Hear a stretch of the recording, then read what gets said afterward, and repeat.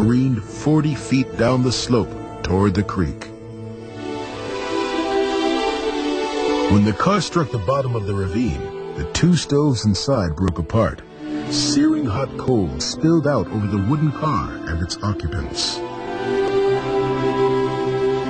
The icy slope made it impossible for rescuers to reach the victims in time. 42 passengers perished at Angola. In the annals of train disasters, the wreck of the New York Express is remembered as the Angola Horror. In the aftermath of Angola and other catastrophes, a 21-year-old inventor named George Westinghouse increased his efforts to develop a new braking system. The brakes would be operated entirely by the engineer from the cab of the locomotive. A year and a half later, Westinghouse patented his air brake. It was the single most important advancement in railroad safety. In years to come, it would save countless lives.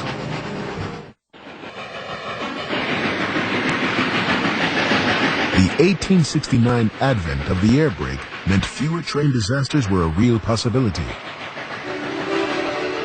Railroad workers, however, were hesitant to accept the air brake because brakemen could lose their jobs if the engineer controlled all the train's brakes by himself. Railroad management was reluctant to convert the industry from one standard to another because of the enormous cost involved. It took years of disastrous accidents before air brakes were widely used by the railroads. The telegraph was another safety device available at the time, but not always used by the railroads. A telegraphed message could have prevented many terrible accidents, including one on August 26, 1871. That day, rail traffic had been particularly heavy to and from the Boston area. The number of regularly scheduled trains had been increased from 152 to 192 in order to accommodate passengers attending 2 revival meetings and a military gathering. A local train was pulling out of the Revere Depot when suddenly an Eastern Railroad Express slammed into it from the rear. Many passengers were killed instantly, while others were scorched by the boilers escaping steam. When the fire that ensued was finally extinguished, the death toll had reached 32.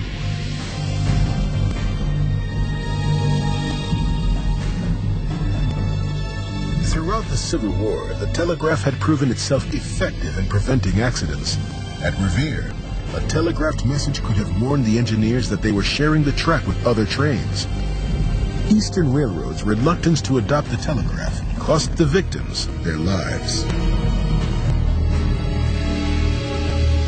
But ultimately, disasters such as the accident at Revere forced the railroads to improve safety conditions. The 1871 Revere wreck resulted in public indignation meetings. It was put down to deliberate murder by the clergy in the pulpits in Massachusetts.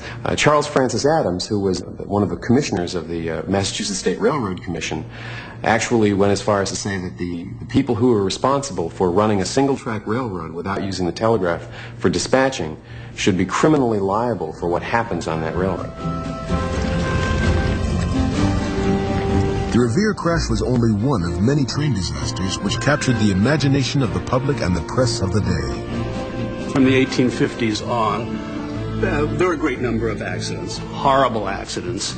These were reported in the press of the time, the daily newspapers, in the journals such as Harper's or Leslie's and Ballew's. They followed every accident very closely and reported on these in the most sensational kind of journalism. The descriptions of chaos seen at train wrecks were accompanied by illustrations showing bodies flying through the air and lying in agony at the side of the tracks. By 1875, journals began to report the number of wrecks. The Railroad Gazette established that 1,201 accidents had occurred that year. This included 104 head-on collisions. A national census report, however, put the total much higher at 8,216. This meant, depending on which article someone read, There were at least 3 and as many as 22 train wrecks every day. But the worst was yet to come.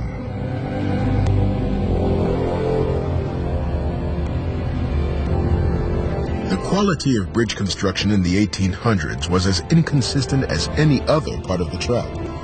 Although some strong stone viaducts of the period continue to carry rail traffic even today, early wooden and iron bridges could be flimsy and became the scenes of numerous rail accidents.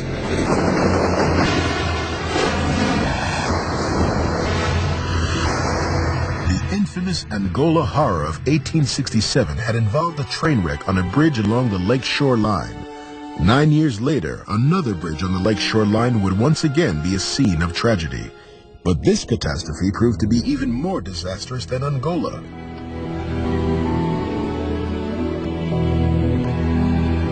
It happened a quarter of a mile east of the depot at Ashtabula, Ohio, not far from Lake Erie.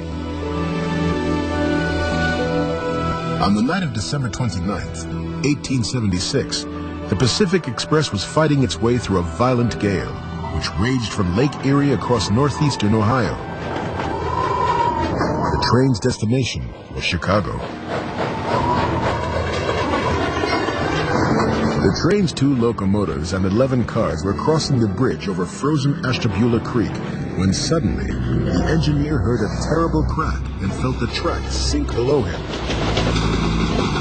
Instinctively, he forced the throttle wide open, hoping to outrace a terrible fate. He had barely enough time, however, to look back and witness the other engine and all 11 cars plunge 75 feet down into the abyss. In spite of the roaring storm, Ashtabula's townspeople could hear the horrendous crash and came to the rescue. But in the confusion and rush to pull victims from the mountain of splintered wood and twisted iron, available firefighting equipment was left unmanned. The inevitable blaze that followed claimed those who had not already died on impact. 52 passengers lived through the ordeal. Many were taken to the Hotel Antler where they received medical attention. The official death toll was 83, but all the survivors agreed that as many as 70 more people were missing in the wreckage. An investigation found that faulty bridge construction caused the disaster at Ashtabula. Blame was placed on those who had built it. Charles Collins, an engineer for the Lakeshore Railroad, had questioned the bridge's construction when it was being built, but the man in charge, Amasa Stone, gave orders to have it erected anyway. Collins then did his best to make it safe.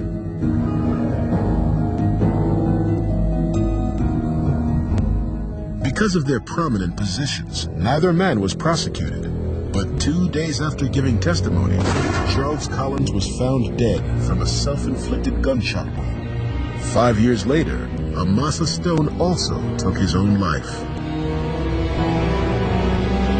In the wake of Ashtabula and other disasters, something had to be done to make train travel more efficient and safer. A meeting of railroad superintendents known as the General Time Convention was held in Chicago. There, the decision was made to adopt standard railroad time. A little over a month later, on November 18, 1883, standard time went into effect.